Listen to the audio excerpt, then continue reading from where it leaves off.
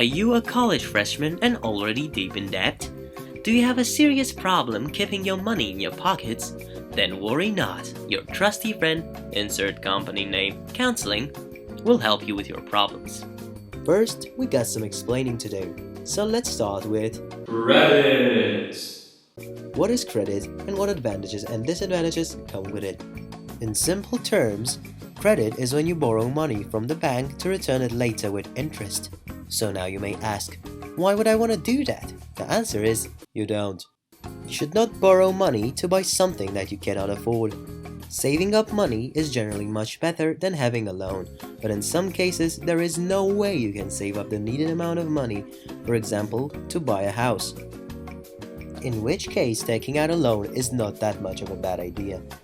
Now that we identified why would you take credit, let's talk about the different examples of credit that you can take. Installment credit versus revolving credit. Installment credit is when you borrow a set amount of money once and you have to pay the set amount of money back monthly. The money that you borrowed must be repaid back in agreed upon set time period. This can be used to take a loan for a house over 15 or 30 years or for a car for 5 to 10 years. Revolving credit is basically what a credit card is. You borrow as much as you want, anytime you want, and have to pay back a minimum amount that the bank asks you for. And your interest is calculated from the money that you have remaining on your balance. You are gonna try your best not to use revolving credit, because this is how the bank tricks you into owning them more and more money and never getting out of credit card debt. If you do use revolving credit, never pay the minimum amount. Always try to pay and all of it if you can. In conclusion, use installment credit when absolutely necessary and use a credit card only as a means to build up your credit. You must be asking yourself, building up credit? What is that? And why would I do that? To answer that, we have to talk about secured loans versus unsecured loans. Secured loans are loans that require you to give something to the bank as collateral, so if you cannot repay the loan back, they can take your property. For example, if you don't pay back your loan, your car can be repossessed to the bank. You generally don't want to take this type of loans unless you are sure that you can repay them, because ending up without a car or a house kinda sucks. Unsecured loans require no collateral and are based on your, guess what? Correct, credit score. The bank will give you money based on how much credit score you have. So the more you have, the more you can borrow.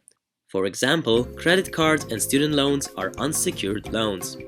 Despite what I said so far, credit has some good sides to it. For example, convenience. Instead of carrying around stacks of bills, you can just carry around a piece of plastic and pay for everything. Although carrying around a debit card is generally a better option. Rewards. Some credit card companies offer rewards for using their credit cards, like Capital One Venture offers 2x to 5x miles and has an intro offer of 75,000 miles that can be used to travel. Although they generally offer the worst seats and have awful times of departure, but they're free. Payment over time. If you really need something badly, like a new phone or a TV, you can use this to your advantage to buy the thing you want now and pay for it over time. But keep in mind that the best way to buy something is to save enough money because you won't need to pay interest. Purchase protection. It allows you to file a claim with your bank to receive replacement or repair for any eligible stolen or damaged items within the 90 to 120 days period of the purchase. Now let's talk about some scary stuff. Identity theft. Identity theft is when someone uses your personal or financial information without your permission. It can damage your credit status and cost you time and money. If you are ever faced with identity theft, you should immediately contact the Federal Trade Commission (FTC) online at identitytheft.gov or call 1-877-438-4338. Bankruptcy. Bankruptcy is when you have no money left. It should be used as a last resort. When faced with bankruptcy, there might be some ways to avoid it. You can try refinancing your loan, which will make you pay less monthly, but all the interest will reset and you'll have to pay more overall. You can also try finding a cosigner. They'll have better credit score than you, help you get a better interest rate, and they're also responsible for the loan. If you're ever asked to be a cosigner, don't try it!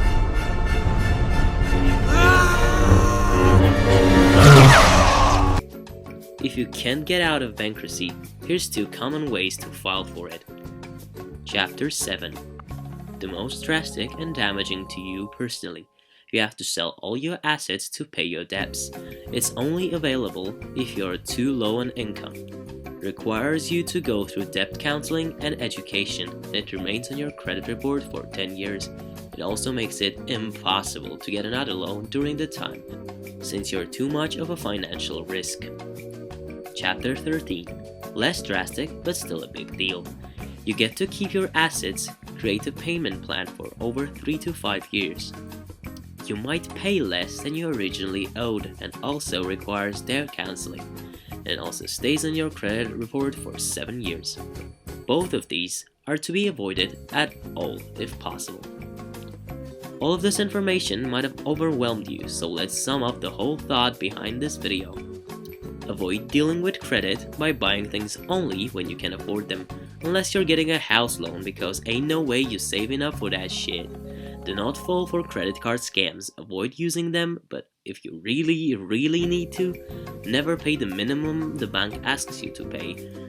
Always pay more or pay all of it back if possible. Try to avoid identity theft, and if faced with one, contact the right authorities. Avoid bankruptcy, but if faced with one, look for ways to get out of it using the options stated in the video. If that didn't work, file for bankruptcy with Chapter 7 if possible. If not, use Chapter 13.